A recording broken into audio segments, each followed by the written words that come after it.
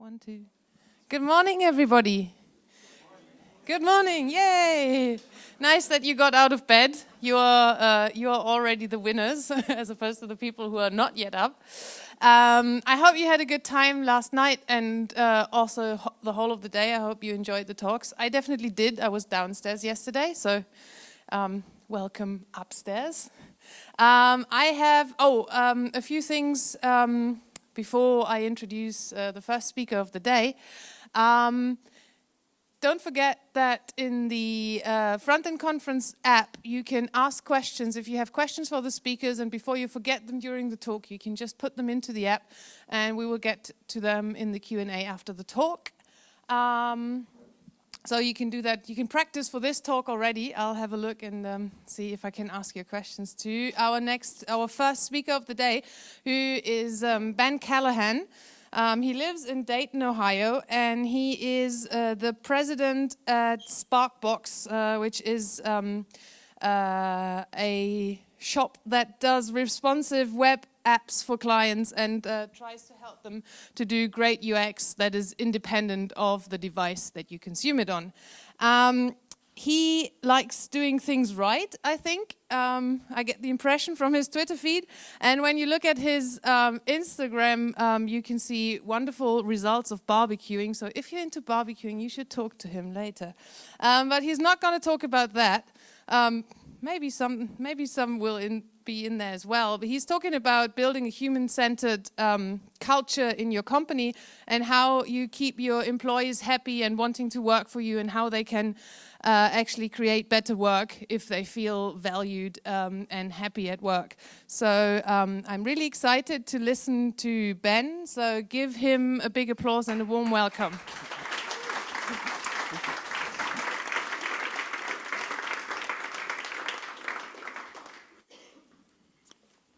Thank you. So about maybe 9 or 10 years ago, I took a project. It was early in my web career, and I took a project with an organization. It was a nonprofit organization doing some really great work around the world, providing food and water and shelter and some basic needs. And I was really excited about this opportunity because, sometimes you get one of those projects where the work of that customer is something that you really believe in deeply. And so for me, it was really an honor to get the opportunity to try and work alongside this group who I had a lot of respect for. Now, this was an international organization, and as Ava mentioned, I'm based in Dayton, Ohio.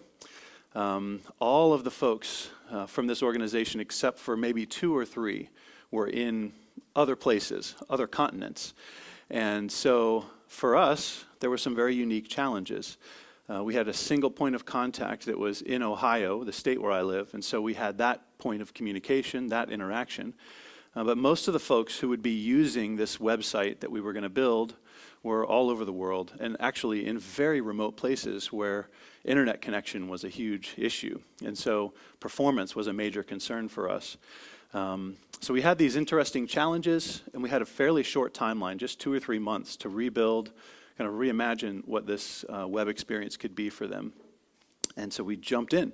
We were very excited at the opportunity. The team was kind of rallying behind this. And after 2 months or so, we had a really cool product. And we got that into a scenario where our contact in the States could see it, could test it.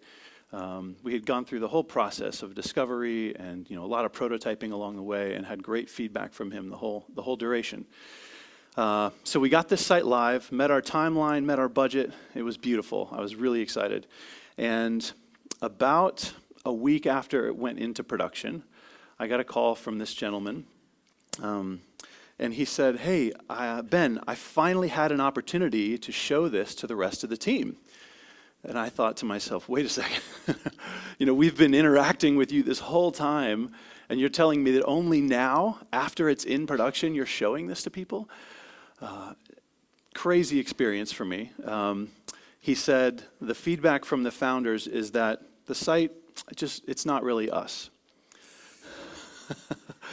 And I was literally just silent, Our team was so excited about this work. We had poured our heart and soul into this project. And so I think back about this project often.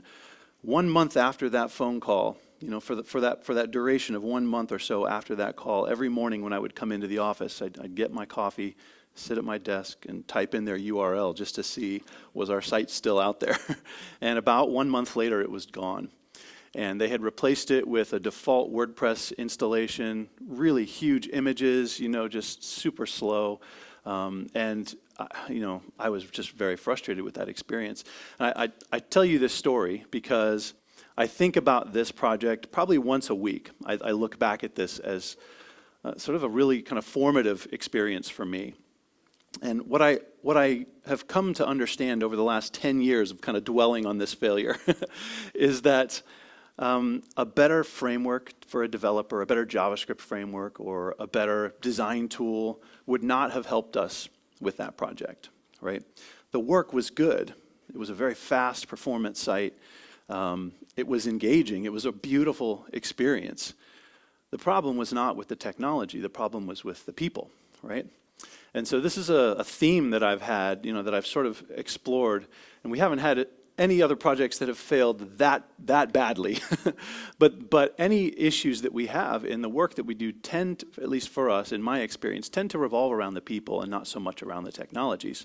So I had that suspicion as sort of a thesis, and I put this out on Twitter using a little Twitter poll. I just said, why have your web projects failed? And I gave people 4 options. Option 1, a developer framework. Option 2, you or your team. Option 3, a design tool. Or option 4, your boss or your stakeholders. And the responses that I got back, now this is certainly not statistically relevant, but about 30 or so folks responded, somewhere around there.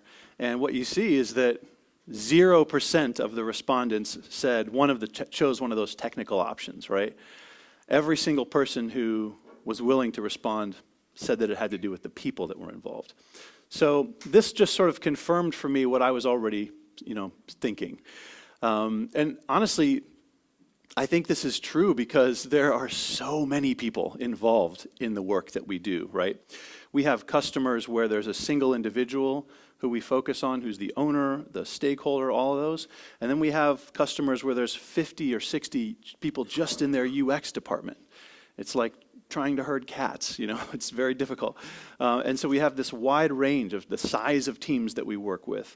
We have the folks that we work alongside on our team who have different roles, different priorities, different things that they care about. And there's just so many people involved, which gives us so much potential for really great collaboration, but also so much potential for conflict. And so I was having a conversation with one of my employees. He's just super focused on his career, and he's kept asking me questions about, like, what should I be doing? What should I do next? How do I continue to get better? I love that attitude. But I started to realize that the things, like, he's smart, he can go and figure any technical thing out. So I've started to say, I think let's start to talk about communication. Let's talk about how you're interacting with the team and how you're interacting with customers, because I think that's probably the most important thing that he can learn for his career. Now, I'm a little bit of an optimist. So I don't like the idea that we could say our projects are failing because of the people involved. That seems too negative for me. And so I've been trying to think of a more positive spin on the same idea, and I've kind of landed on this idea. If we want to be better at our jobs, we need to be better humans. And so what I'm talking about really is this idea of a human-centered culture. And if I was going to give you sort of a quick explanation of what that is, I think a human-centered culture is a culture that recognizes sort of a simple truth about us as humans, and that is that we don't do things often on our own. In fact, if you look back through historical archaeological digs, right, you don't find individuals just simply living on their own. We always kind of group together. We form a tribe. We form a small city, a town. And all the things that we do together. And that means we have the opportunity to do great work together. And I would sort of suggest that valuable collaboration is the core of a human-centered culture. Now, I say valuable collaboration because I think one of the mistakes that I've made in my career and that I see many organizations making is this, they mistake this idea of getting along for valuable collaboration. And they actually are very different things. So we're going to explore this today. For the Type A folks, I've got a quick agenda for you. I've got some theoretical stuff at the beginning. I'd like to kind of lay out for you the way that I think about collaboration and evaluating the teams that we work with and my team. And then I'm going to talk to you about ways to sort of develop empathy, develop the individuals that you work with. And then I'll give you a few things that hopefully you can take back to work on Monday and put into practice. So let's start with this idea of valuable collaboration and what are the core ingredients that we need to think about here. I thought it might be helpful to use a couple examples from history, some truly tremendous collaborations, the first of which is pictured here. Does anybody know or recognize these two? Nobody's seen this? Anybody? Okay, there's a fan back there. So this is Harry and Lloyd from Dumb and Dumber. It's probably one of the worst movies ever made. Now, it's okay if you haven't seen this. I'll give you a very quick summary. Basically, two complete idiots bumble their way through a road trip, fight over the love of a woman, and somehow manage to survive. That is essentially the entire film wrapped up into a sentence, okay? So if you haven't seen it, you're not missing much. Now, I want to compare this very quickly to another film that you may have seen. Anybody have children? My daughter is obsessed with this movie. I've probably seen this more times than most of you put together. And I love this movie. I think there's some really interesting components to the story. And it's okay if you haven't seen this either. I'll give you a very quick summary.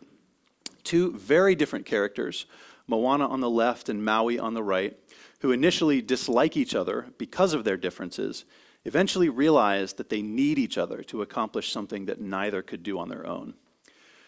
Now this idea that two individuals who start off in the film completely on opposing ends of the spectrum eventually recognize they need each other. This is really common. If you've seen a romantic comedy, right? Generally, the love interests despise each other at the beginning, and over the course of the film, they're forced to go on some journey together, and by the end, they realize they can't live without each other. Same thing for action films, right? There's the lone hero who's off to solve some crazy problem.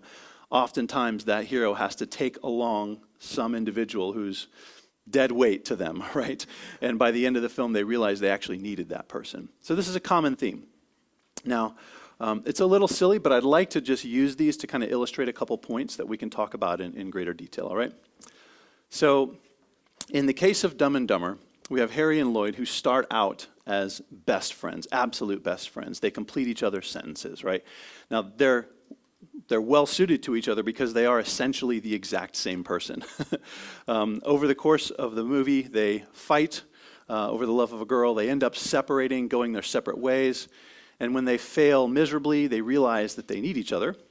And by the end of the movie, we are right back where we started, which is that they're best friends and they essentially haven't changed. Now, if we compare that to the movie Moana, at the very beginning, these two hate each other. They have just very different perspectives on how to accomplish the same kinds of problems or how to solve the same kinds of problems. Over the course of the film, they're forced to struggle together, which helps them develop a relationship. And by the end of the film, I would call them respectful collaborators. So I think from these kind of silly examples, we can actually pull some sort of interesting ingredients, okay? So the first of those ingredients is this idea of diversity of perspective.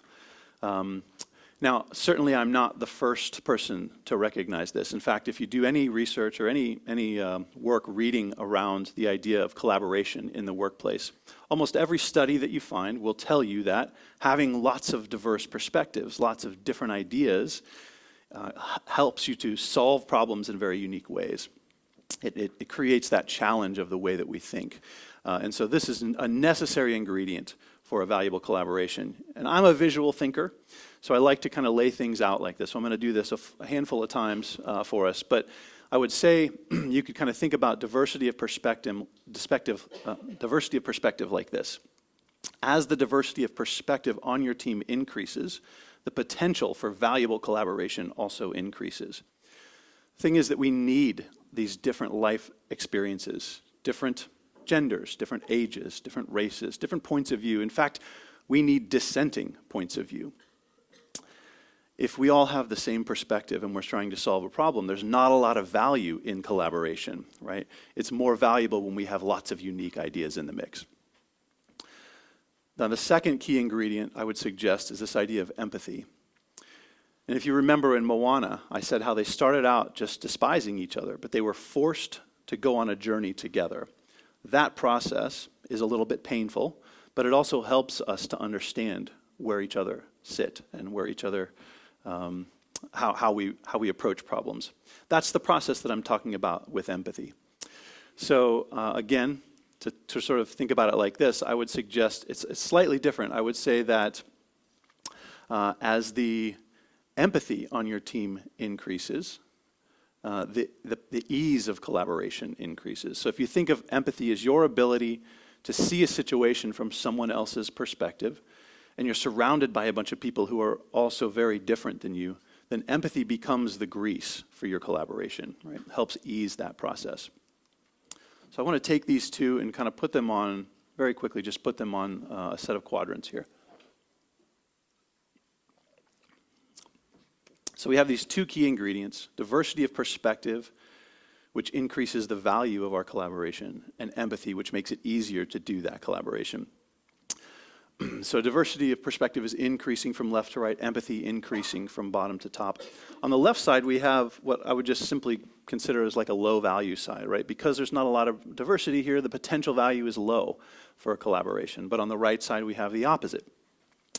Now, it gets a little bit different when you when you start to consider the diversity component here. What I would say, the empathy component. What I would say is that empathy helps you to sort of shift your focus away from the personal differences that you have with an individual and onto a more healthy type of conflict, the conflict of ideas, which is what is one of those necessary ingredients, really. And so if we were to kind of look at each of these quadrants, I would say in the top left, we have what I would call indifference. Here, there's not a lot of conflict, but that's because there's not a lot of diversity. It's okay to be different, but nobody is. In the bottom left, we have conformity. Because there's not a lot of empathy, people strongly question any deviation from the norm. Even if you have a few folks with very different perspectives, you likely don't know it.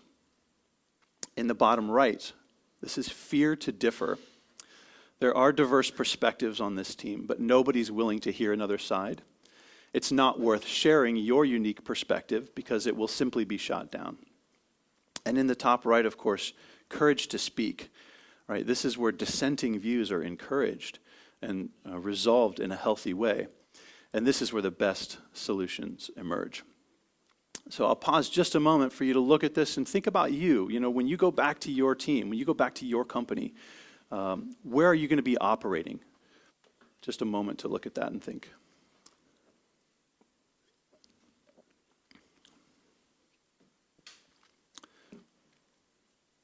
Now, I also want to think just very quickly about how we could sort of overlay these two movies that we talked about and kind of see their experience through this.